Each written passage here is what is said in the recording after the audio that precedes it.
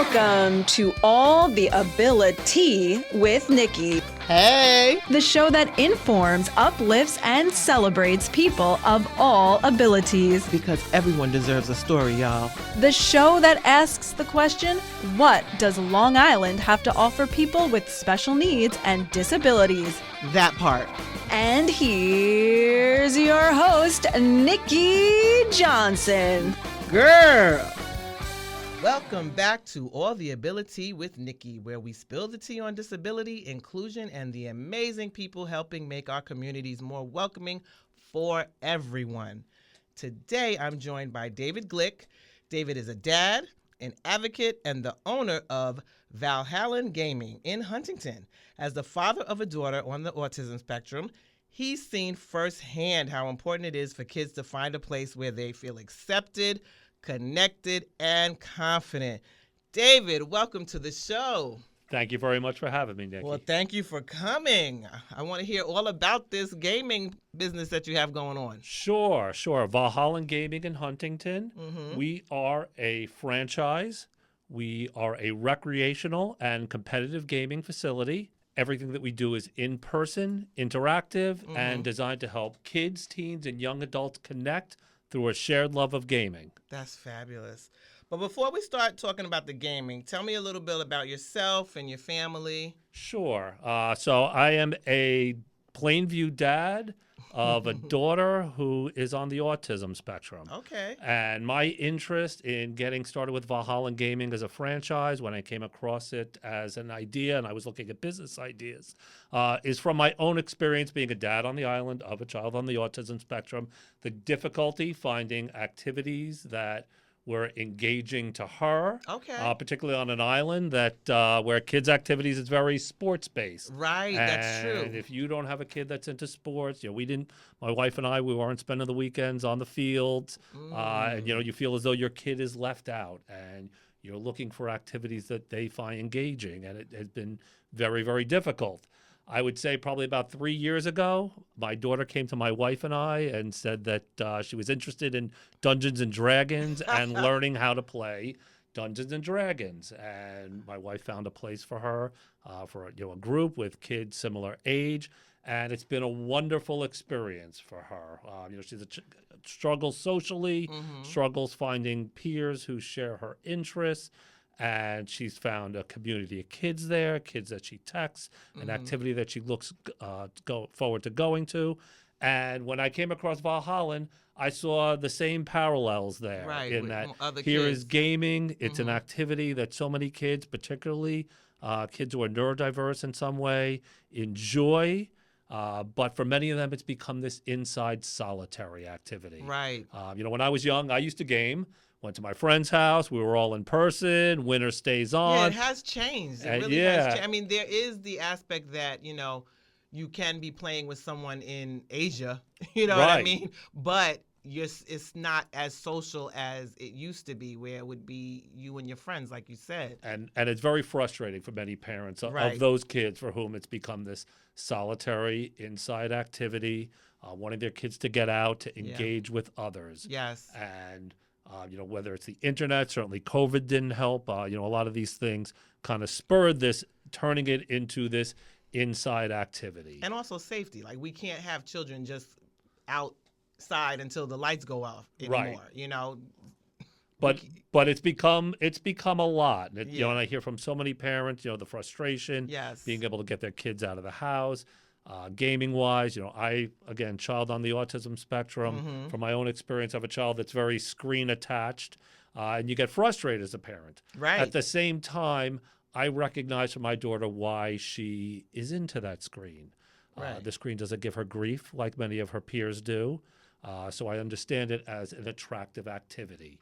And if we could take this activity that so many kids in our community find engaging and use it as a way to get them out of the house, Right. get them around other kids that share their interests, and use it to help them connect organically using something that they enjoy in a non-forced manner, that's what we're looking to do. So when a child walks in and she doesn't know anybody or he doesn't know anyone, how do you encourage that? So we take each child as an individual, and we see, it's a spectrum, and we see kids that come in and are excited and, maybe, overly excited and, are looking to engage right away. And I get some kids that are very shy. Right. And what we try to do is we want our place to be a welcoming, no pressure place, particularly for an activity that many of our kids enjoy and are particular about. And if you mess with their activity that they enjoy in a way that they don't,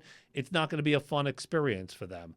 So we try to meet every kid where they are. And some kids we need to go slower with time and familiarity and proximity, help them engage more, help them get involved in, learn new games, get involved in multiplayer games. So when it's multiplayer games, that's literally a bunch of kids together playing and trying to do one objective? That's the goal. Correct. Okay. Right. Sometimes we need to use games that they might be interested in to help them engage, earn their confidence, earn their trust, let them become familiar with our location, know that we're a safe space and no pressure place for them.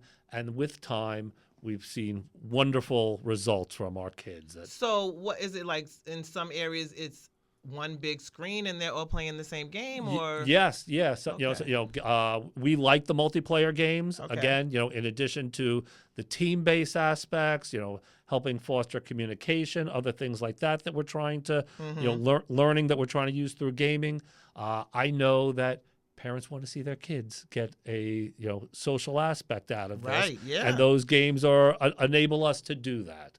And that when I have parents that walk in and they see their kids huddled around with 6 other kids, or even for our young adult groups, when they see their young adults huddled around with 6 other same age peers gaming, that's what they wanted to see. So is there a situation where after the game is over, like some of the kids will just be hanging out somewhere? Like, is there like a area that they hang out maybe after the game, or? No, I mean, the hangout is our space. Right. Okay. So okay. I mean, so it's not really afterwards, but yes, the place is a welcoming vibe. I always try to say that I don't want it to look like all the doctors and all the therapists that our kids get taken to. I want it to look like a welcoming place, to be like, this is your hangout, and this is where we take your activity seriously. Again, talking about our kids, a lot of times as parents, the interest, as I mentioned, the Dungeons and Dragons group that my daughter's involved in. My daughter would talk to me incessantly about Dungeons and Dragons, and I love her dearly, but I'm not the best audience for Dungeons and Dragons talk, and she knows that. Right. And it's very much the same thing with a lot of kids and teens and young adults with gaming, as far as talking to their parents. They want to be engaged with their child. They want to show interest in what they're interested in, yet this isn't their world.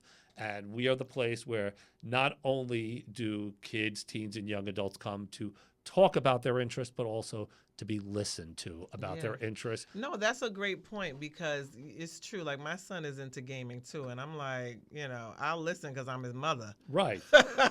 But I'm like, but you're right.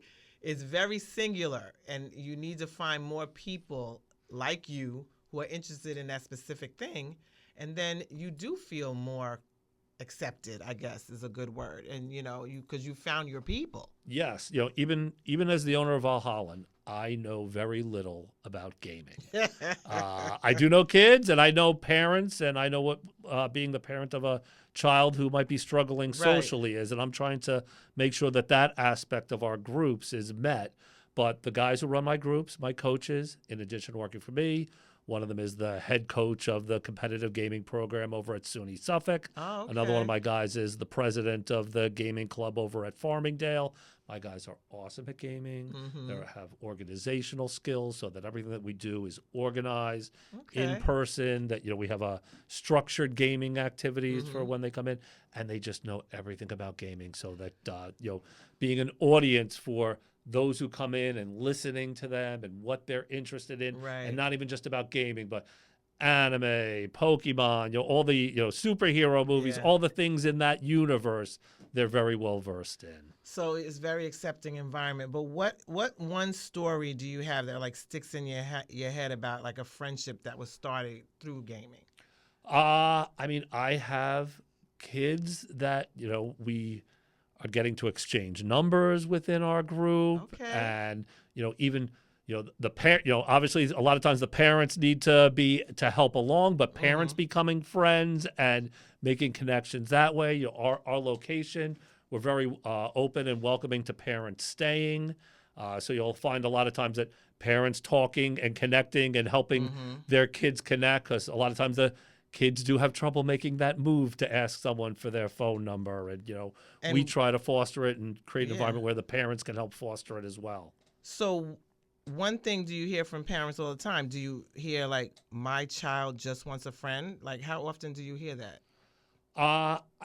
You know what? I hear it more from the parents for themselves even than the child. And this is, a parental frustration thing. Right. But a lot of times, there's plenty of kids who are looking for social connections. But a lot of times, and what I get frustrated about is the feeling that my child doesn't care that they don't have social I see what connections. You're saying. Okay, I see what you're saying. So the child doesn't care, but the parents want the child to have more friends. The child doesn't care, or through gaming, as you mentioned before, the child thinks their friends are this person in Quebec who they're playing, who they're gaming with, and who they game with every night, and that's not the type of connection that the parents are looking for. Correct. And being able to provide the in-person experiences. Okay, I get you. Yeah, that's a good point. That's a really good point, because sometimes you might be stressing your child out, saying, make friends, right? Where you can just give them a space where people are like them,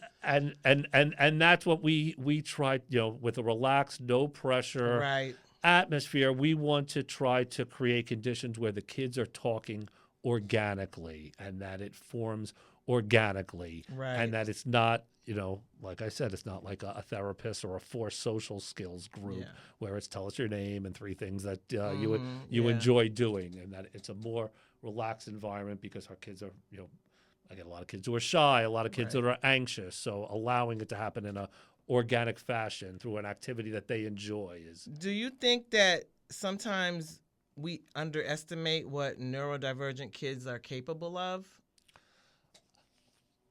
Certainly within, I'll speak, yes, in general, and certainly within the gaming field. Right.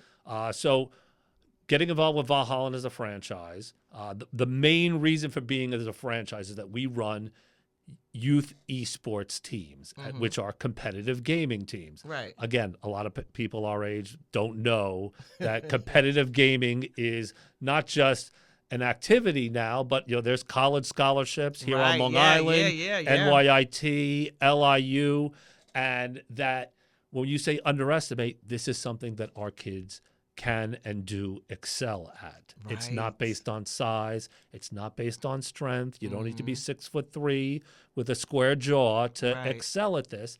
And this is a competitive, team-based activity that our the kids that I see, while they might have some limitations in other areas in the gaming world, they're excellent, and they could get confident through that excelling in gaming. Are you seeing parents surprised at that? Like saying, wow, I thought I had such a bad rap about gaming because they see their child at home doing it, but now they'll come to this facility and they're making friends, and they're actually excelling, or maybe being the VIP or the top quote unquote athlete in gaming. I think, for the overwhelming majority of parents, the interest still, the buy-in on the gaming is less than the social aspects. Even just that our place is a place that their child looks forward to going to. I hear yours is the only place that I don't have to fight them to get ready to going to, which is something. But I think that, we still have, activity-wise, one of the challenges that we have is that parents are more familiar with their child taking the sports and the athletics path, and the buy-in on the gaming. It's very much an activity that they wish they weren't engaging in as much. So, but then them getting the opportunity to see that this is something that they look forward to, that it can be an in-person activity, that it can be a way for them to connect with peers who share their interests and make friendships, does turn them on to what we're trying to do. But I want to focus more on what you said, that you're finding that the neurodivergent children are excelling in this because of how their brains are wired, and how focused they can be. Like, that's an amazing point. Yes. That because that's where they can actually build confidence, because they're very good at doing something that maybe other kids might struggle with a little, because I know my hand and eye coordination is a mess. and the games, a lot of, with esports, these are team-based activities where you will have 5-on-5 teams, and you're teaching communication through the headsets, and you're teaching the kids how to be a good winner, how to be a good loser, how you're on a team of 5 and you might not be the best person on the team, and you have to deal with that role, or you might be the best and you have to deal with others on your team who aren't as well as you, and just the whole being I don't think people really get how this could be very motivational for a neurodivergent child. Sure. I really don't think I think that's an important point, that this could literally build their confidence because they could excel. Yes, and get the same team feeling of being a winner from that they wouldn't get ordinarily, because they wouldn't be interested, or maybe they aren't interested in something else, like you said, the sports. Correct, and there's very limited activities beyond gaming that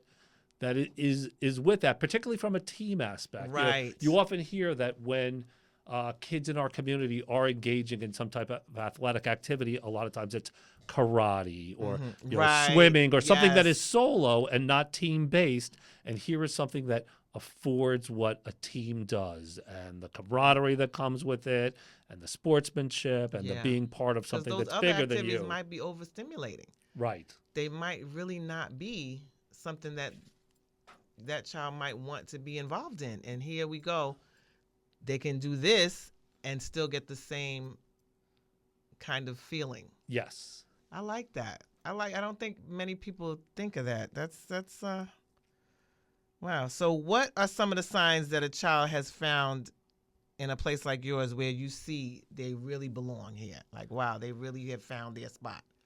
I would say, I love seeing when we have a child come in very shy, and the parents are working with me, and they're encouraging them to come, and that slowly but surely, a child who might come in at first and is very much into their own solitary games, and we respect that. Right. Nonetheless, in every, even if a child wants to be in their own gaming world to begin with, my coaches are going around. We're making sure everyone is spoken to, that they're teaching them stuff within the games. But when that child, maybe, I've had kids 3-4 months of coming to us, and then all of a sudden they'll just take off the headset and they'll go in the back and they'll get into a game of Mario Kart with 4 other kids, and just seeing them finally being open to that, knowing that they're finally comfortable in my place to that level, it's a great feeling. And it's, Well, what advice would you give parents who are worried about the screen time aspect? Because we all know, but also they want their child to have the opportunity to socialize. I understand your concerns. The screen time, whether it be gaming or social media, this is something that's affecting all kids. I would say that, particularly for, children with special needs, children who are neurodiverse, their interests, particularly if you're a parent who is not like that, their interests are going to be different than yours, and respect that. And it's not the world that we grew up in, and just know that this is something that they enjoy. And it's so hard sometimes to find things that our kids enjoy. So don't necessarily squash that enjoyment. Again, one thing I worried about with my child growing up is she having fun? Right. I just never felt like she was having fun, and there's nothing wrong with fun. Everything doesn't need to be for, some greater end, and fun is fine. The smile is important. And this is something that our kids have fun. And what we try to do is add an extra element to it, the frustration. A lot of the frustration about the screen time is that my child is not engaging with the world. Exactly. We're adding that engaging with the world, engaging with others, making an in-person interactive element to it. Okay. All right. So, this is another avenue, everyone, that, maybe you didn't think of before, but it might be something to consider, because it's screen time, but it's not the phone. Like, it's not social media. It's not, things that might harm you. Because, like, what types of games are there? I mean, what do we see a lot of? The games that are popular. A lot of Nintendo games, Okay. Super Smash Brothers, Mario Kart, Marvel Rivals, Minecraft.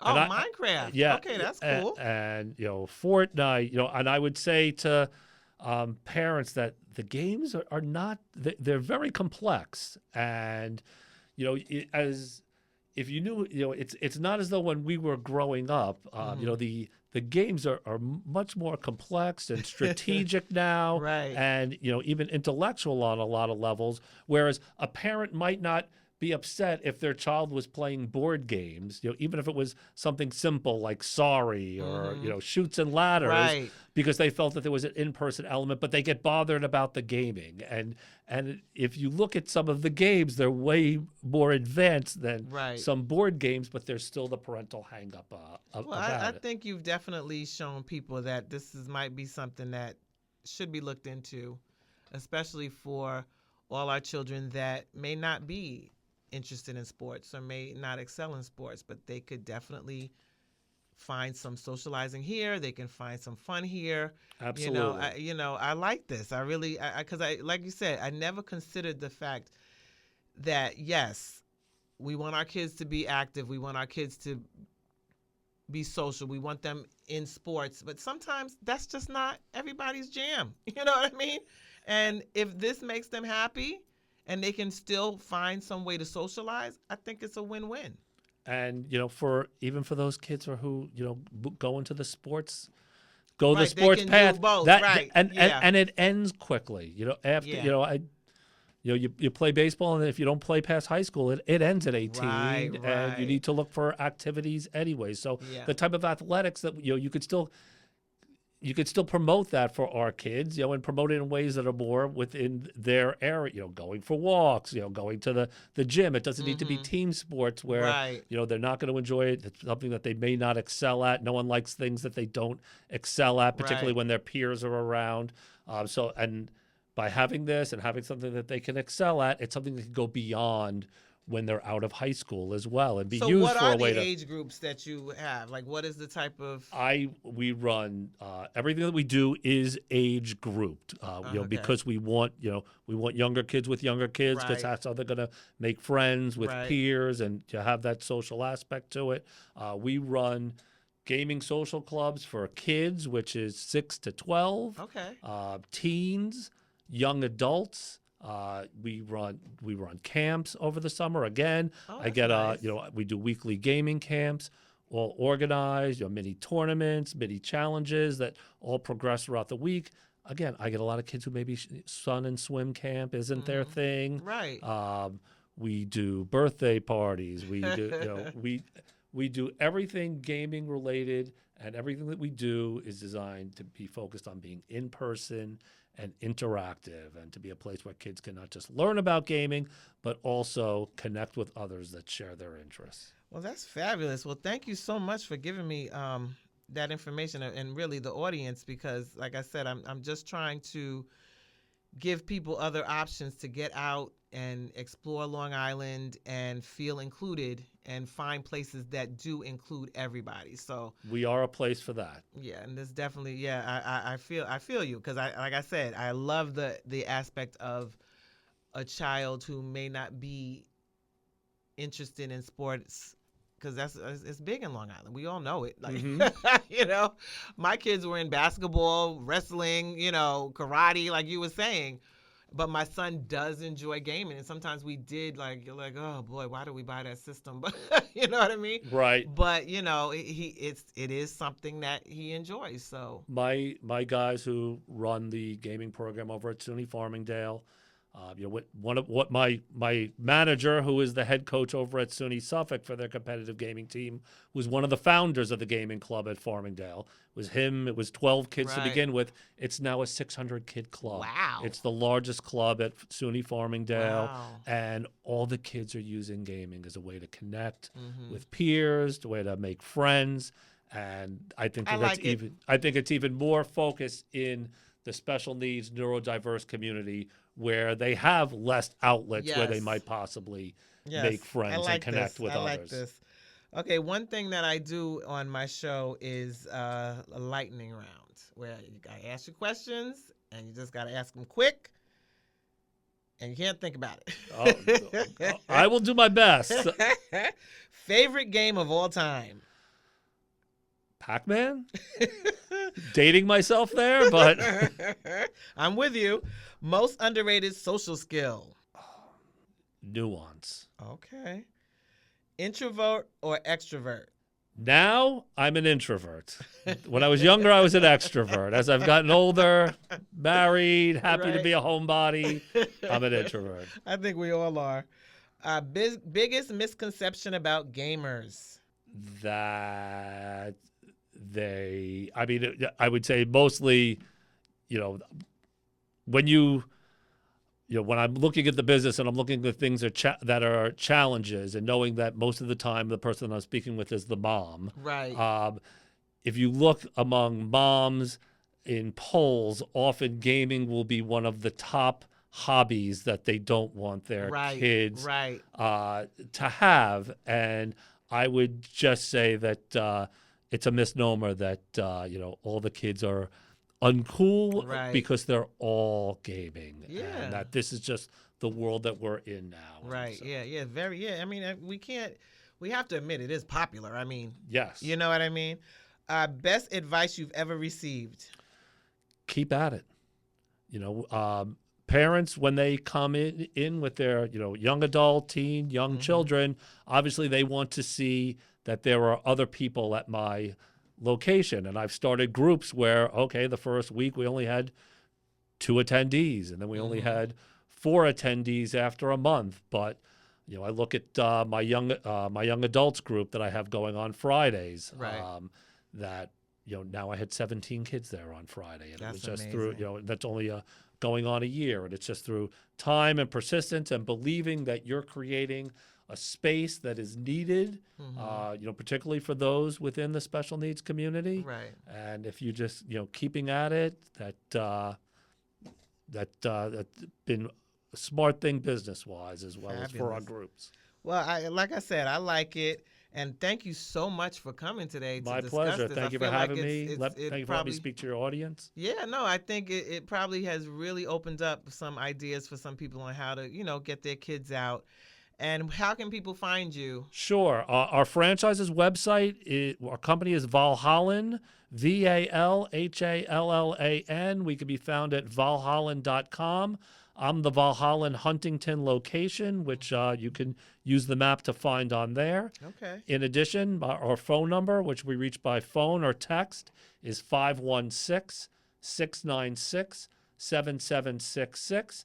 And our location is at 400 West Jericho Turnpike in Huntington, conveniently located. We're not in the village, so much easier to get to. All right. Well, David, thank you so much for spending the time with us today and for sharing your perspective on inclusion, friendship, and helping kids find a place where they belong.